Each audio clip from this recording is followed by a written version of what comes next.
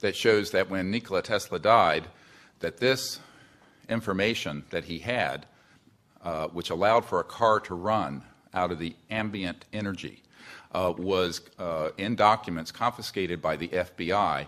And I have a Department of Defense document demanding that the FBI turn these over to the DoD. The FBI refused. At any rate, science continues because the laws of the universe are in fact universal, and they can be discovered here or around Alpha Centauri or any place else in the cosmos.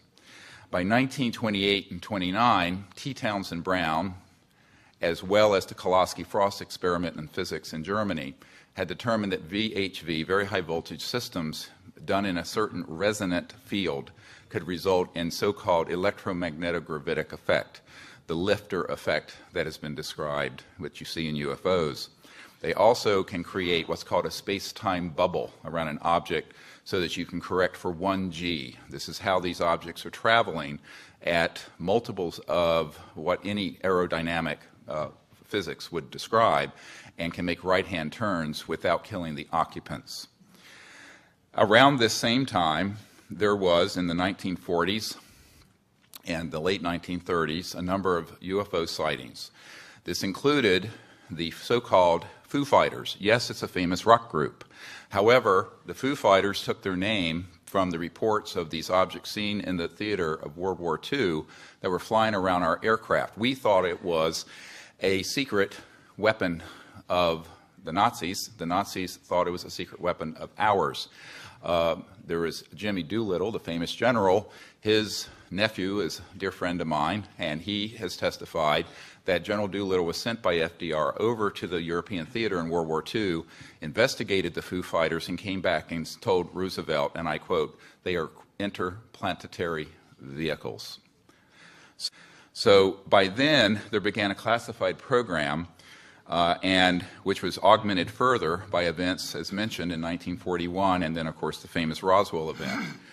Those events led to, as Philip Corso describes, a reverse engineering program. As you all know from the famous Wilbur Smith document of 1951 from Canada, it talks about that flying saucers exist, but there's a high-level team headed up by Dr. Vannevar Bush that is studying the, quote, modus operandi of these vehicles. These were the most brilliant scientists, Edward Teller, Oppenheimer, and others, Hermann Oberth, amongst others, who were in this team studying how extraterrestrial vehicles move. In October of 1954, a key date I want the committee to remember, we have actionable intelligence from someone who has worked in the National Security Agency and has been in the vault. All of this went deep black because they figured out, at that point, gravity control.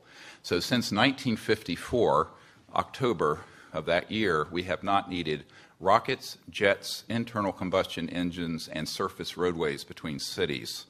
I say this with authority that this is the case. Eventually, these breakthroughs in human discovery were complemented by the study of the extraterrestrial material that were retrieved from these events. And contrary to most people's thoughts, the Roswell event was actually a downing of an extraterrestrial vehicle by an electromagnetic system that was hidden in a radar dome that was switched on, and this is in an FBI document that I can provide for the committee and is on the flash drive given to the Congress. The result ultimately was that there were transdimensional physics that began to be studied that deal with the nexus between electromagnetism, energy generation, anti-gravity, and consciousness. And we have discovered that there is a nexus and that, in fact, there are electromagnetic systems that have been developed that can interface directly with what we call coherent thought, the same way that you can interface with a system with lasers, which is coherent light, where you sync up all the wavelengths.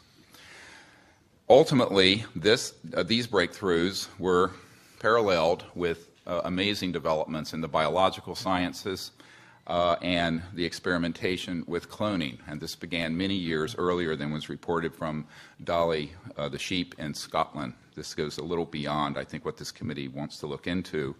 However, you need to understand that The technologies that we have, and we were discussing, are not theoretical. We have actionable intelligence that any committee in Congress or executive action can find regarding current operations. And I just want to go through a list of them very quickly, of these facilities and corporations for which we have witnesses who can be subpoenaed by the committees of the Congress. This was developed at the request of Congressman Christopher Cox of Orange County, with whom I met, and was later further developed for the briefing that we put together for President Obama. These facilities are the Edwards Air Force Base and subsections where at the dry lake bed where the Lockheed Skunk Works operations, Haystack Butte, China Lakes, George Air Force Base, and the closed Norton Air Force Base, where an anti-gravity device, so-called alien reproduction vehicle, for which we have the schematics, was seen by Frank Carlucci and others on our witness team. Tabletop Mountain and Blackjack Control. The aerospace facilities there are the Northrop Anthill Facility, Tejon Ranch, the McDonnell Douglas Llano Plant, Lockheed Martin Helendale Plant, and the Phillips Lab. At the Nellis Air Force Facility, so-called Area 51, no one calls it that. There's S4 and S12, Pahut Mesa, Groom Lake, and a number of sub-facilities. The most important facility is in Utah, near Provo, the Dugway Proving Grounds, all of which is underground, and the airspace above it is classified. There are no roads into this facility. The New Mexico facilities include Los Alamos National Labs with underground connectors to the so-called Dulce area where the biological work is being done, and Kirtland Air Force Base. And the complex there includes Sandia National Laboratories, Phillips Labs, Manzano Mountain Weapons Storage Facility, Coyote Canyon, and the White Sands Complex. In Arizona, near Fort Huachuca, which is Army Intelligence Headquarters, there is a UGB underground base where one of our witnesses, who will testify, worked on 9 separate extraterrestrial vehicles that had been down through advanced electromagnetic pulse weapons, and there are several different species of extraterrestrial biologicals stored at that facility. The other facilities, and this goes on, include a special compartmented area of Cheyenne Mountain, where we have witnesses in our team who can be subpoenaed, where we have tracked extraterrestrial vehicles in our solar system that were measuring 26 miles in diameter. There are also facilities in Australia, a key one being Pine Gap, the so-called Alice Springs facility, which is mostly a U.S. Air Force facility, even though it is in Australia. I recently talked to the Deputy Prime Minister of Australia about this. Also, the Redstone Arsenal and the Marshall Space Flight Center.